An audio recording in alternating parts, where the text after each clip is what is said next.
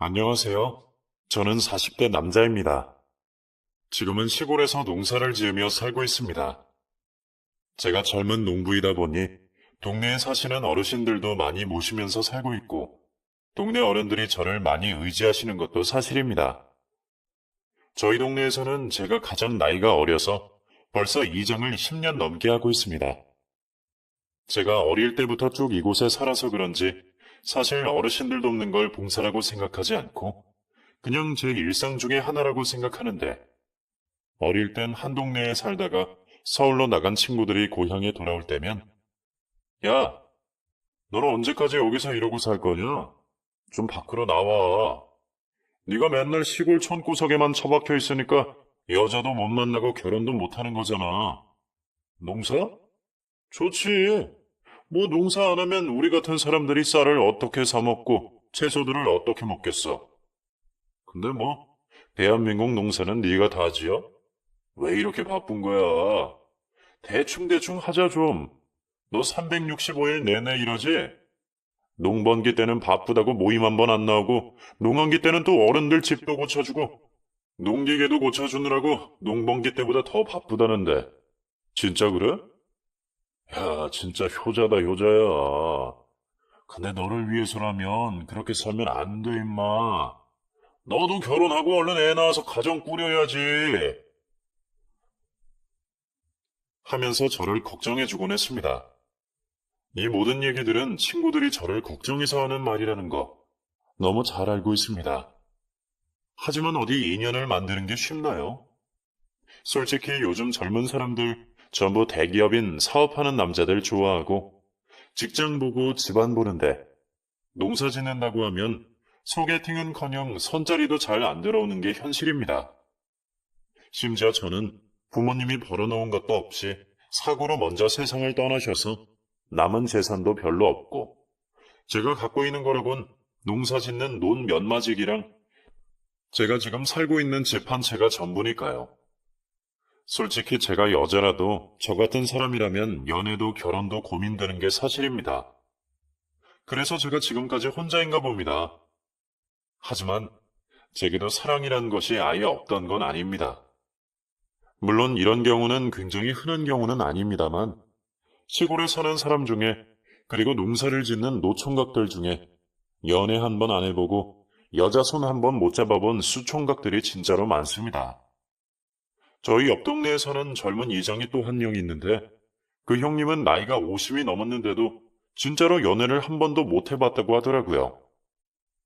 결국 국제결혼회사에 가입해서 베트남 처녀와 결혼을 해서 지금은 아들 하나, 딸 하나 낳고 정말 행복하게 잘 살고 있습니다만, 나이 50 넘어서까지 여자 한 번 못 사귀어보고 손 한 번 못 잡아보니 처음에는 만난 지 얼마 안 된 여자랑 결혼을 한다는 게 정말 쉽지 않았다고 합니다. 심지어 한국 사람도 아니고 다른 나라 사람이니 말도 안 통하고 얼마나 답답했겠습니까? 문화가 달라도 너무 다르고 나이 차이도 너무 많이 나서 처음엔 회사에 돈을 주고 여자랑 결혼을 하는 게 솔직히 정상적인 거라는 생각이 들진 않아서 마음에 걸리는 게 한두 가지가 아니었다고 하더라고요. 하지만 결혼 생활을 10년 넘게 하고 나니까 결혼 생활이 너무 좋았는지, 야, 민우가, 너도 웬만하면 여자 만나서 결혼해. 넌 나보다 젊잖아. 충분히 만날 수 있어.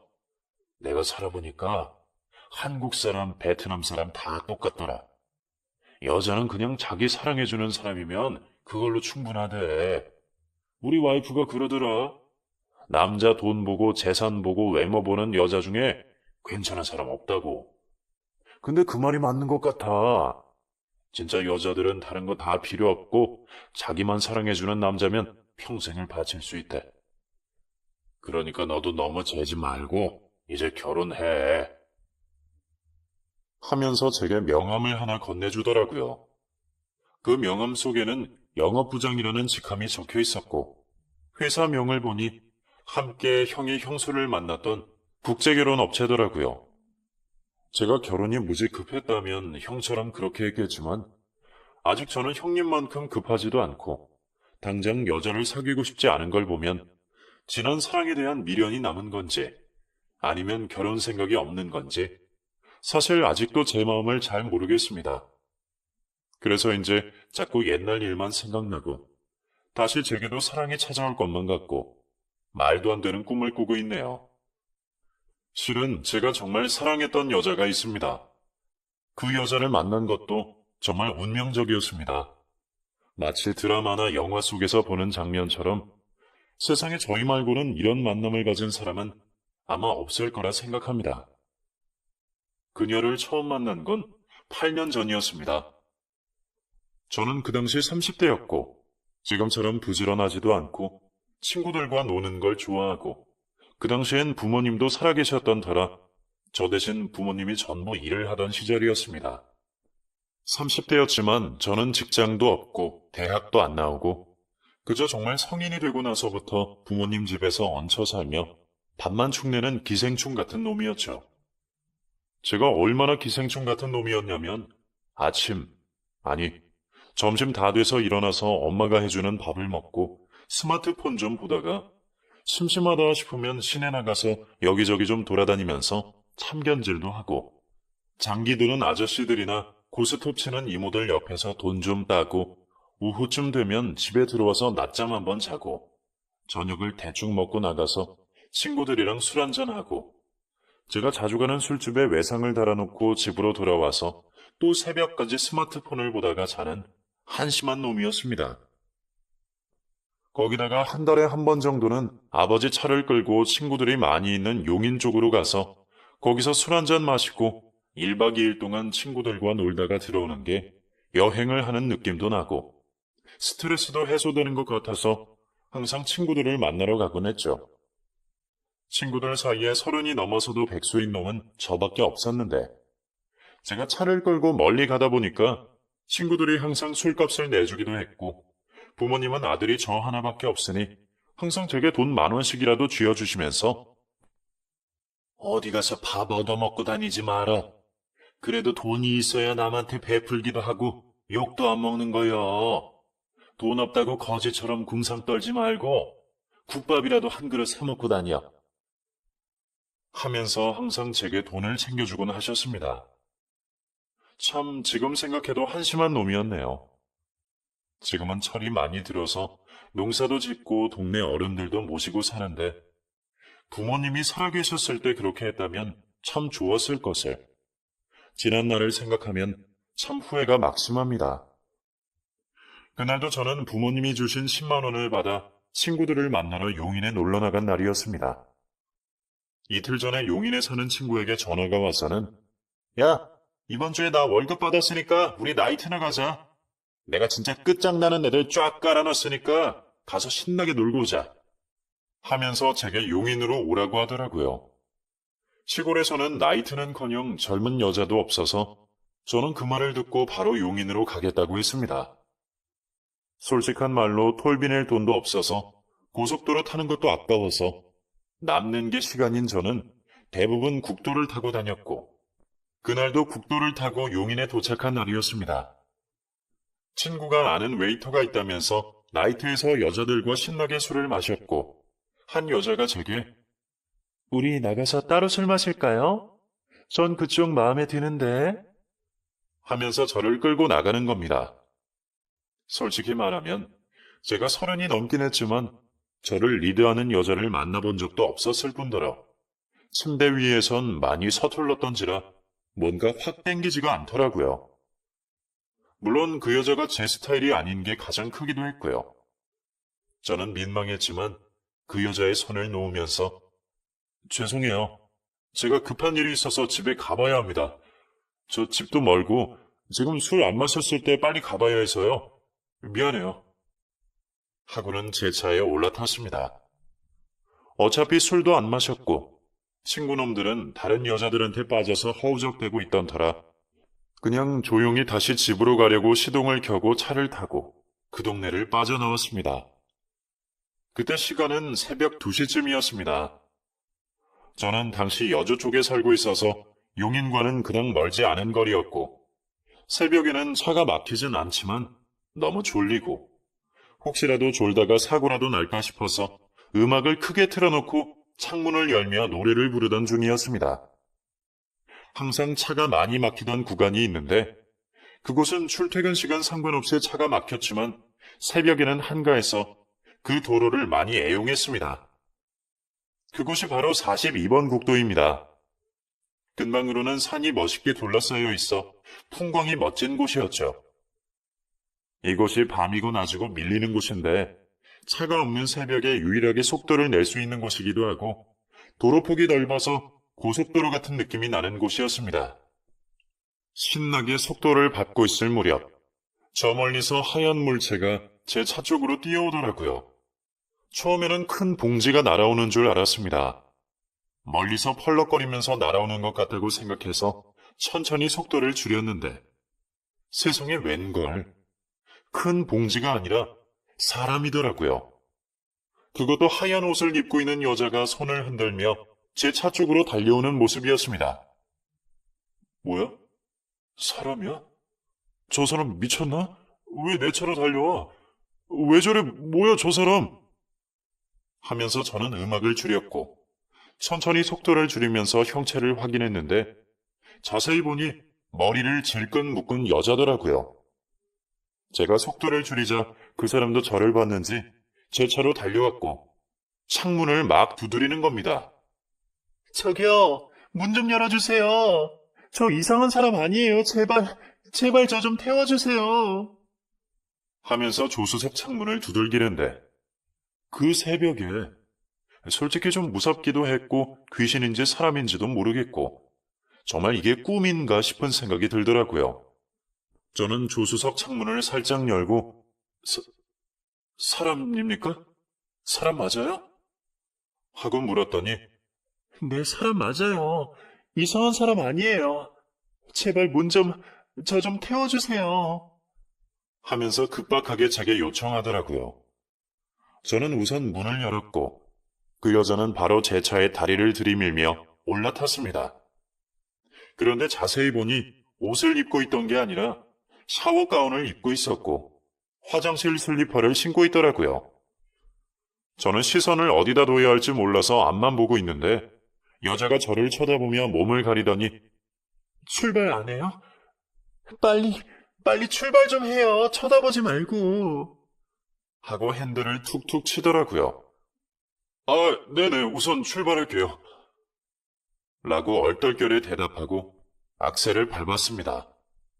여자는 숨을 크게 들이쉬면서 호흡을 가다듬고 있던 그때 제가 먼저 말을 걸었습니다. 근데 어디로 가야 하나요? 지금 새벽이고 옷차림이 좀 그래서 대충 어디로 가야 하는지 알려주시면 제가 바래다 드릴게요.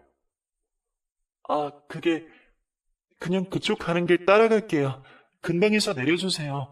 그 다음부터는 제가 알아서 할게요. 근데 어디 사세요? 그 근처에 제가 갈 만한 곳 혹시 있을까요? 찜질방이나 목욕탕이나 아니면 모텔은 안 될 것 같아요. 좀 사람이 없고 저 혼자 있을 만한 그런 곳이 있을까요? 하면서 오히려 제게 되묻더라고요. 저도 이 동네에 오래 살았는데 그런 곳은 없는데. 저희 동네는 시골이라 찜질방도 없고 목욕탕도 없어요. 사람 없는 곳이면 저희 집 근처에 마을회관이 있는데 거기서라도 주무실래요? 하루 정도는 그쪽에 자고 간다고 해서 아무도 뭐라고 안 할 겁니다. 지금 저도 여기 지리를 하나도 모르고 어디에 뭐가 있는지도 모르니까 우선 저희 동네로 갈게요. 이상한 생각하지 마시고 제가 지금 갑자기 졸음이 쏟아져서 이러다가 졸음운전할 것 같거든요. 우선 속도 좀 밟겠습니다. 라며 가장 익숙한 저희 동네로 우선 그 여자를 데리고 갔습니다. 솔직히 가는 동안 별별 생각이 다 들었습니다. 내가 이 여자를 왜 내 차에 태웠지? 그냥 모르는 척 갈 걸 그랬나? 그래도 그렇지 사람이 옷도 안 입고 도와달라는데 어떻게 외면하지? 정말 머릿속이 복잡해서 졸음은커녕 벌써 몇 년째 왕복으로 오가는 길인데도 방향이 헷갈려서 몇 번이나 왔던 길을 되돌아서 가곤 했습니다. 제가 같은 길을 빙빙 돌아서 그런 건지 아니면 새벽 시간이라 졸려서 그런 건지 모르겠지만 계속 몸을 가리면서 움츠려 있던 여자는 어느샌가 조용해졌고 슬쩍 보니 잠이 들었더라고요. 신기했습니다. 도대체 어디서 뭘 하는 여자이길래 이렇게 무방비하게 제 앞에서 잠을 자는 건지, 왜 이런 꼴로 그 새벽에 제게 도움을 요청했는지, 이름은 뭔지, 어디 사는 건지 아무것도 묻지 못했는데, 잠이 든 그녀를 보니 안쓰럽기도 하고, 이렇게 만난 것도 인연인데, 제가 도울 수 있는 건 도와야겠다는 생각이 들었습니다. 그렇게 저는 마을회관 앞에서 차를 세워놓고 그녀가 깨기를 기다렸습니다. 그런데 아무리 기다려도 깨지를 않아서 저도 잠깐 눈을 붙인다는 게 누군가 제 창문을 똑똑하고 두드리는 소리에 깜짝 놀라서 잠이 깨고 말았죠. 옆에 있던 그녀도 그 소리를 듣고는 뭐예요? 누구예요? 하면서 제게 묻더라고요. 제 창문을 두드린 사람은 다름 아닌 저희 아버지였습니다. 왜 잠을 집에서 안 자고 웬 아가씨랑 차에서 자고 있어? 밤에는 들어온다더니 차에서 잔 거야? 안녕하세요. 우리 아들이랑 뭔 사이예요? 옷을 안 입고 왜 저렇게 다 훌렁 벗고 있대? 하면서 그녀를 보고 얘기하더라고요.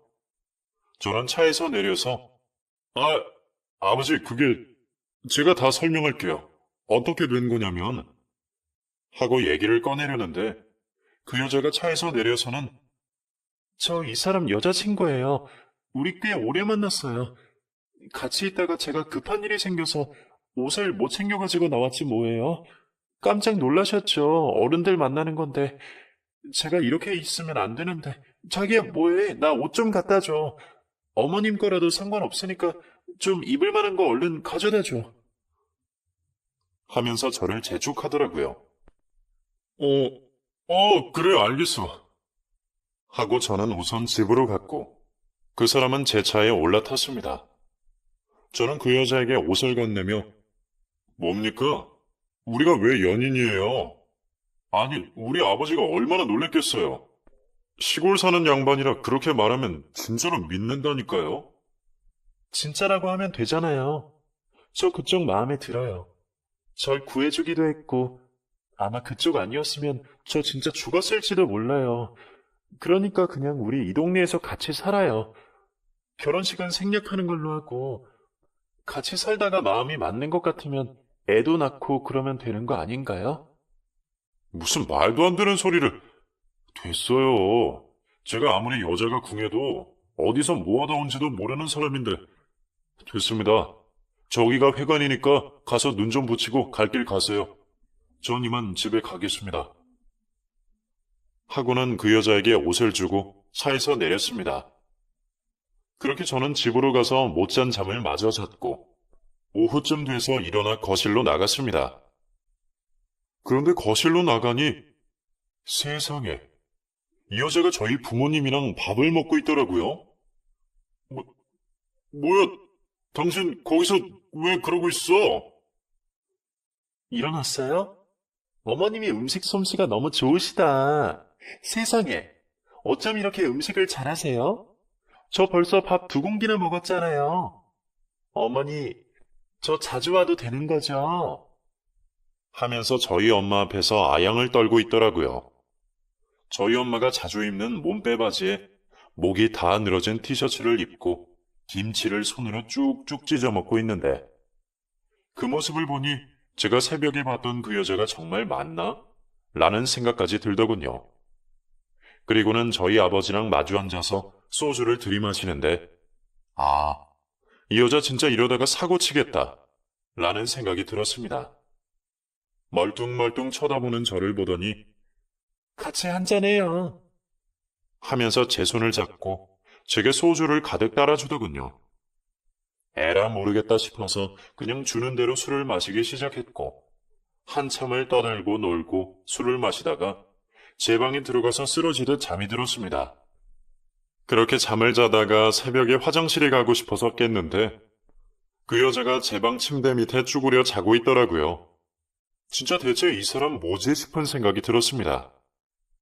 그렇게 다 같이 아침에 일어나서 밥을 먹으면서 저희 어머니가 제게 그러시더군요. 어제 한별이 말 들어보니까 1년 넘게 만났다며? 내가 진짜 그 말 듣고 어찌나 미안하고 고맙던지. 어제 한별이랑 얘기 많이 했어. 당분간은 여기서 지내고 한별이 부모님 외국에서 돌아오시면 그때 식 올리는 걸로 하자. 너는 왜 이렇게 이쁜 여자친구가 있으면서 엄마한테 말을 안 했어? 한별이, 너도 오래 만나서 알겠지만 우리 아들이 다른 건 몰라도 참 착해. 부모한테도 잘하고 속썩이는 것도 없어. 아버지한테 농사도 배워서 일도 할 거고 어차피 우리 늙어 죽으면 우리 농사 짓는 논이랑 이 집 다 너네가 가져라. 뭐 이런 걸 재산이라기도 뭐하다만 그리고 우리 동네 사람들이 다 착해.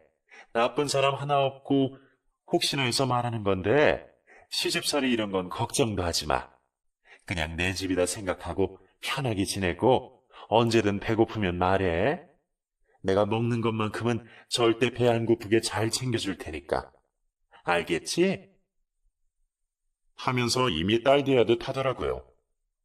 대체 우리 부모님을 어떻게 구워 삶았길래 이렇게 푹 빠지게 만들었는지 정말 이 사람이 신기하기도 하고 궁금하기도 했습니다. 저는 밥을 먹고 그 사람과 제 방에 마주 앉아 처음으로 얘기다운 얘기를 했습니다.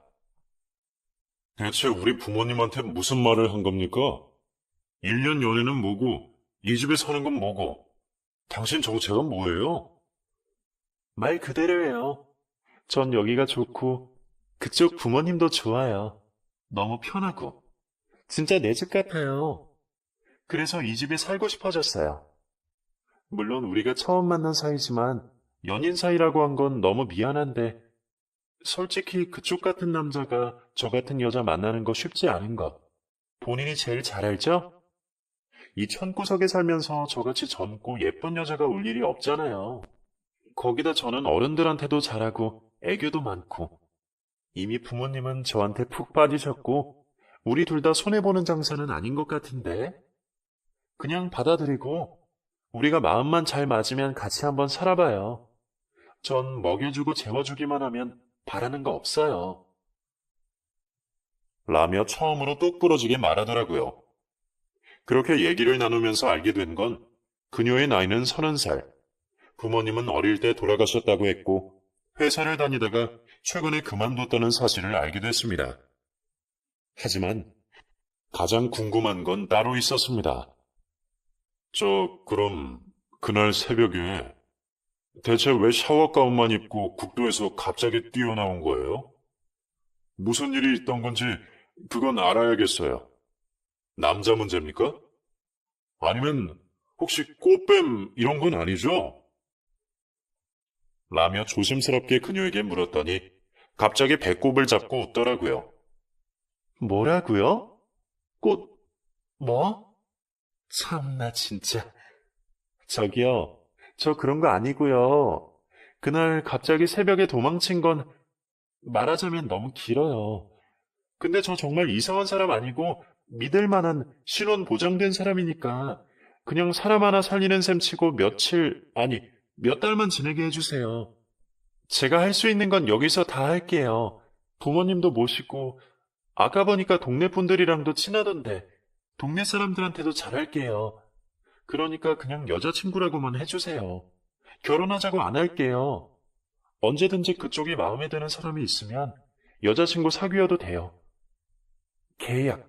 그래, 계약연애 이런 거라고 해두죠. 하면서 무슨 드라마에서나 보는 얘기를 하는 겁니다. 그런데 이상하게도 제 마음이 자꾸 그녀가 하자는 대로 향하고 있었습니다. 솔직히 말해서 이 시골에서 저 정도로 어리고 예쁘고 심지어 저희 부모님에게까지 잘하는 사람을 만난다는 건 정말 힘든 일이었습니다. 이전에도 연애를 했었지만 결혼까지 이어지지 않았던 건 제가 직업도 없거니와 부모님 밑에서 살고 있고 심지어 저희 집이 너무 깡촌이라 평생 농사를 지어야 한다는 부담감에 헤어진 적도 몇 번 있었거든요. 그 당시엔 부모님이 살아계셨지만 다른 친구들은 다 손주를 데리고 시골로 오는데 저희 부모님만 명절에 저랑 셋이 앉아 밥을 먹고 있는 모습이 처량하기도 했고 그냥 여러모로 효도하는 셈 치고 그녀의 말을 따르기로 했죠. 30년이 넘게 세 식구만 살던 저희 집은 그렇게 네 식구가 됐고 그녀가 저희 집에 온 뒤로 정말 웃음이 끊이질 않았습니다. 저희 집엔 방이 2개뿐이라 어쩔 수 없이 그녀와 제가 같은 방을 썼는데, 처음엔 제가 침대에서 자다가 그래도 제가 남자인데 그녀가 너무 뒤척대니 어쩔 수 없이 그녀를 침대 위로 올렸고 저는 바닥 생활을 했습니다. 그렇게 한 달쯤 지났을까? 제가 몸살이 심해서 바닥에서 덜덜 떨고 있는데 침대 위에서 자고 있던 그녀가 여기 전기장판 있으니까 침대 위에서 같이 잘래요? 좀 올라와 봐요. 그러다가 감기 더 심해져요. 하면서 저를 침대 위로 부르더군요. 그렇게 만난 지 한 달 만에 저희 두 사람은 침대 위에서 같이 잠을 자기 시작했고, 처음으로 부모님이 서울 큰 집에 가셔서 집을 비우게 되는 날이었죠. 침대 위에 나란히 누워 자면서도 털끝도 건드린 적이 없었는데, 그날은 부모님이 집에 안 계시기도 했고, 그녀도 제게 마음이 있다는 걸 이미 알고 있던 터라, 저도 큰 맘을 먹고 뜨거운 밤을 보내야겠다고 생각했습니다. 오늘 밤을 계기로 그녀에게 정식으로 계약이 아닌 연인이 되자고 프로포즈도 할 참이었죠. 그렇게 아무것도 보이지 않는 칠흑 같은 밤이 되고 제가 먼저 그녀를 끌어안고 침대 위로 데리고 갔습니다. 그리고 천천히 옷을 벗기려는데 잠깐만, 옷은 안 돼. 옷은 안 돼요. 하면서 필사적으로 몸을 막더라고요. 왜 안 되는데요? 그럼 어떻게... 하면서 머뭇댔더니 근처에 있던 수건으로 제 얼굴을 가리더라고요. 이게 뭐예요? 지금 뭐 하는 거예요? 하고 물었더니 옷 벗은 모습은 절대 보여줄 수 없어요. 약속해주세요. 수건을 절대 풀지 않겠다고. 하면서 저를 침대 위로 끌었죠. 좀 의아했지만 그땐 분위기에 취해서 그녀가 시키는 대로 했고 경험이 많지 않은 저는 그녀의 리드를 따라갈 수밖에 없었습니다. 그렇게 저희 두 사람이 더 가까워질 무렵 저는 그녀를 얻는 대신 너무나 큰 것을 잃었습니다. 바로 저희 부모님께서 서울 큰 집에 다녀오시던 그날 교통사고로 세상을 떠나시게 된 거죠. 저는 응급실에서 걸려오는 전화를 받고 나서야 부모님이 돌아가셨다는 사실을 알게 됐고 손이 떨려서 운전도 못하는 저를 밀어내고 그녀가 핸들을 잡고 병원까지 가게 됐습니다. 젊은 나이에 사고로 세상을 떠났을 거란 생각은 정말 해본 적도 없는데 이렇게 갑작스레 두 분이 떠나버리시니 멀쩡하던 생리가 빠져버린 것처럼 고통스럽고 힘든 시간들을 보냈습니다. 부모님의 합동 장례식장에서 저는 밥도 먹지 않고 잠도 안 자고 3일 내내 울기만 했고 그런 제 곁을 지켜준 건 다름 아닌 그녀였습니다. 장례식장 직원들도 있는데 직접 나서서 손님들을 전부 받아주고 제가 멍하니 앉아있으면 제게 힘내라고 얘기도 해주고 밥도 챙겨주고 정말 제 아내처럼 때로는 엄마처럼 저를 챙겨준 유일한 사람이었습니다. 그렇게 부모님을 보내고 나서 정말 한동안 폐인처럼 살았습니다. 집 밖으로 나가지도 않고 일도 하지 않고 허망하게 떠나버린 부모님 사진만 끌어안으며 밤새도록 눈물만 흘리고 술만 마셨습니다. 그렇게 속절없이 세월이 흘러간다고만 생각했는데 제가 지쳐있는 동안 제 옆에서 집안일에 농사일에 온몸이 부서져라 저를 돌봐줬던 사람은 다름 아닌 그녀였습니다.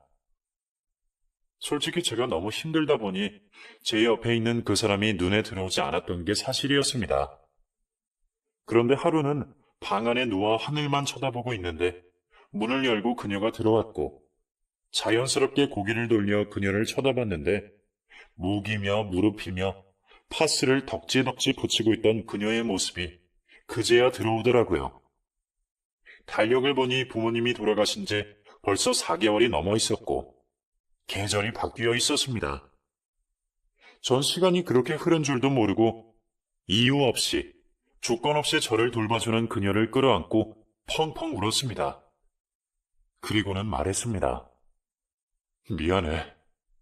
내가 정말 미안해. 네가 무슨 죄가 있겠어. 내가 다 잘못했어. 내가 잘할게. 정말 미안해. 내가 정말 평생 잘할게. 네가 힘들지 않게 정말 내가 평생 잘할게. 나랑 결혼해주라, 한별아. 라며 그녀를 안고 진짜 밤새도록 울었습니다.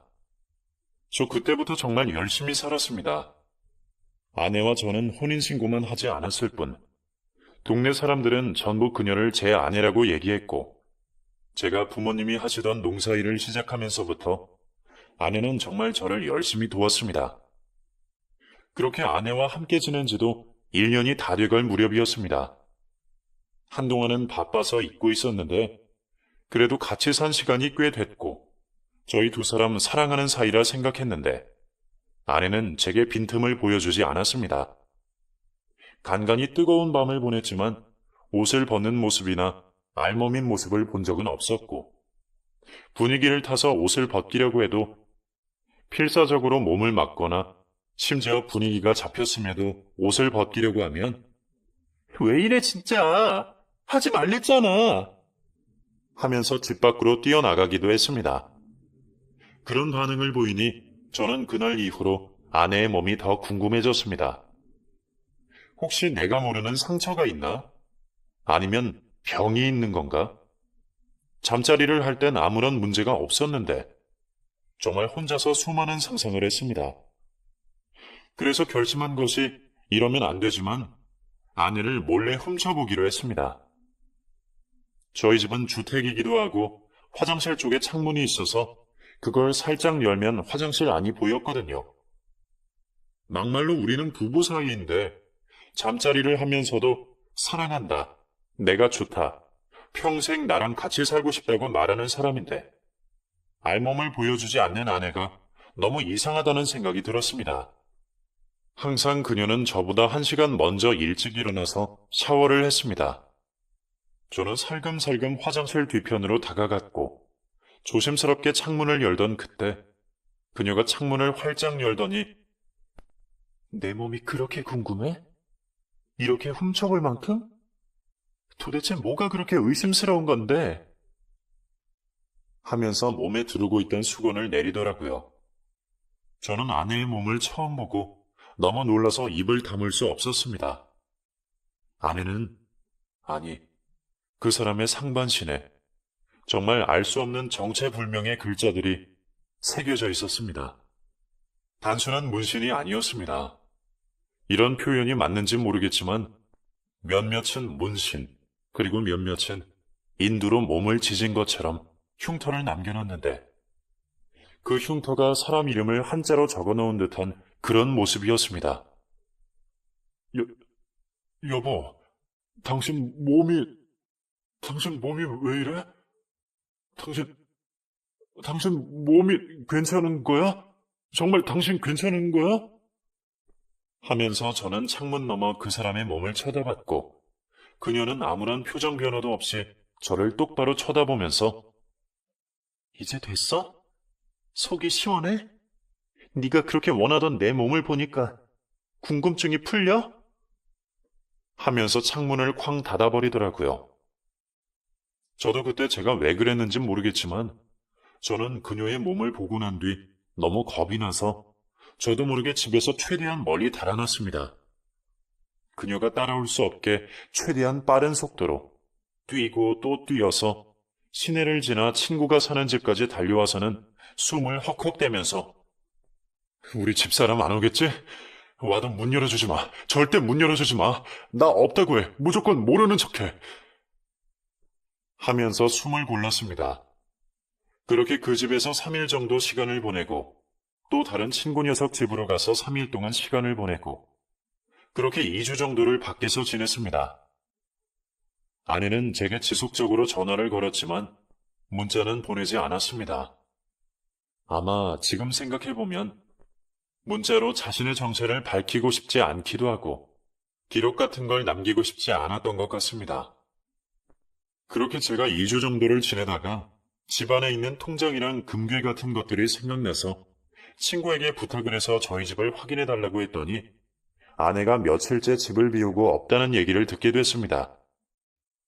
혹시나 새벽이나 밤에 집을 찾아가면 제가 무슨 봉변을 당할지도 모른다는 생각에 사람들이 동네를 많이 걸어다니는 점심시간 때쯤 집을 찾았고, 친구 말처럼 집 대문이 활짝 열려 있고 집 안에는 아무도 없더라고요.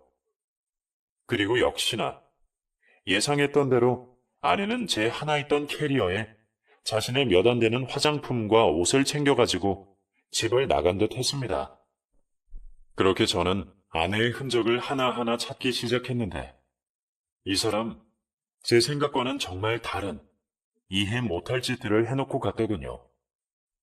냉장고에는 새로 만들어 놓은 반찬들이 가득하고, 그릇도 전부 정리돼 있고, 바닥이며 침대며 머리카락 하나 보이지 않고, 심지어 이불 빨래까지 전부 해놓고 나갔더라고요.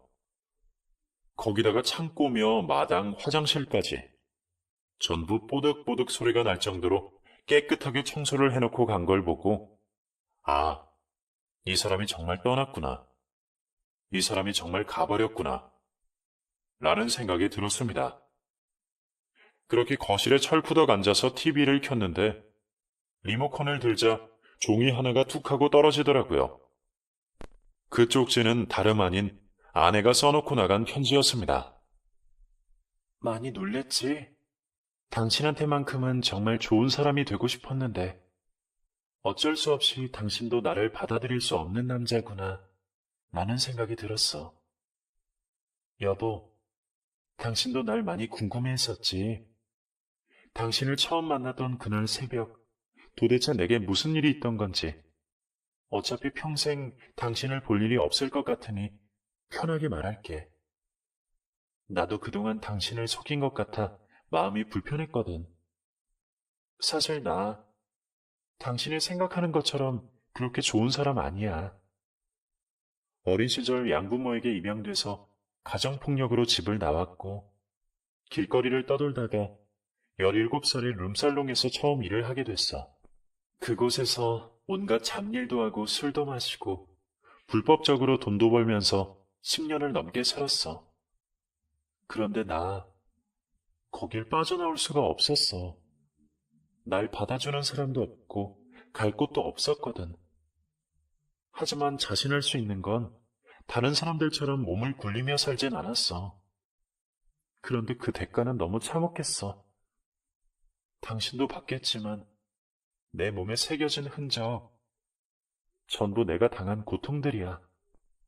내가 낯선 남자들과 잠자리를 하지 않으면 업주들은 내 몸을 뜨거운 칼로 지지고 자기 이름을 내 몸에 문신으로 새겼어. 그렇게 고통스러워하는 날 보면서 그 사람들은 즐거워했고, 난 그 생활이 너무 힘들었어. 그래서 그날 새벽, 모텔에서 도망쳤다가 당신을 만나게 된 거야. 너무나 착하고 순수한 당신을 보면서 당신이라면 날 이해해 줄 수 있을 거라 생각했어. 언젠간 말해야지. 언젠간 말해야지 했는데 도저히 자신이 없더라. 그리고 그날 당신의 표정을 보고 알았어.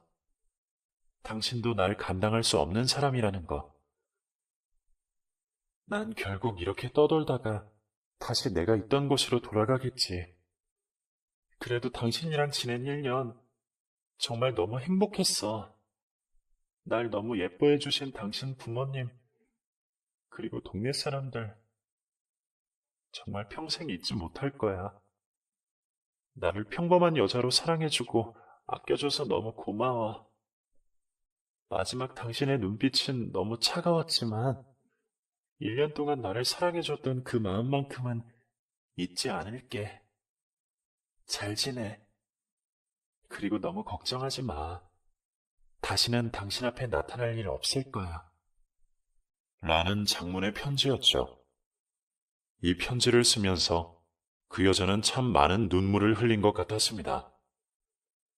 편지 군데군데가 눈물로 젖어 있었고 종이도 구겨져 있더라고요. 저는 그 편지를 읽자마자 처음으로 그녀를 만났던 42번 국도를 다시 찾아갔습니다. 계속 그곳을 달리면서 그녀가 나타나길 기다렸고, 그녀를 만난다면 미안하다고, 내 잘못이라고, 모든 걸 용서해달라고 말하고 싶었습니다. 그렇게 꽤 오랜 시간이 날 때면 42번 국도를 따라 운전하면서 그녀의 흔적을 찾았지만 정말 이 세상에서 사라져버린 건지 그녀는 좀처럼 모습을 나타내지 않았습니다. 지금 이 글을 쓰는 순간에도 그녀가 너무 보고 싶습니다. 제가 너무 미련하고 바보 같다는 사실 저도 잘 압니다. 그녀는 목숨을 걸고 제게 매달렸을 텐데 제가 제 손으로 그 사람을 밀어냈다는 사실이 지금도 너무 힘이 드네요. 이 사연을 듣는 사람들이 많으니 혹시나 그녀가 듣고 있을지도 모른다는 생각에 용기 내서 글을 적었습니다만 그녀가 이 사연을 듣는다고 해도 제게 돌아오지 않을 거라는 걸 잘 압니다. 하지만 제 마음만큼은 꼭 전하고 싶네요. 정말 진심으로 당신을 아끼고 사랑했었다고. 또 너무 미안하고 당신이 어디 있든 그곳에서만큼은 행복하기만을 바란다는 얘기를 하고 싶습니다. 그리고 마지막으로 아름다운 사랑 얘기도 아니고 한 노총각의 미련한 하소연뿐인 긴 얘기를 끝까지 들어주신 분들께 감사의 인사를 전합니다. 모두들 건강하시고 행복하세요.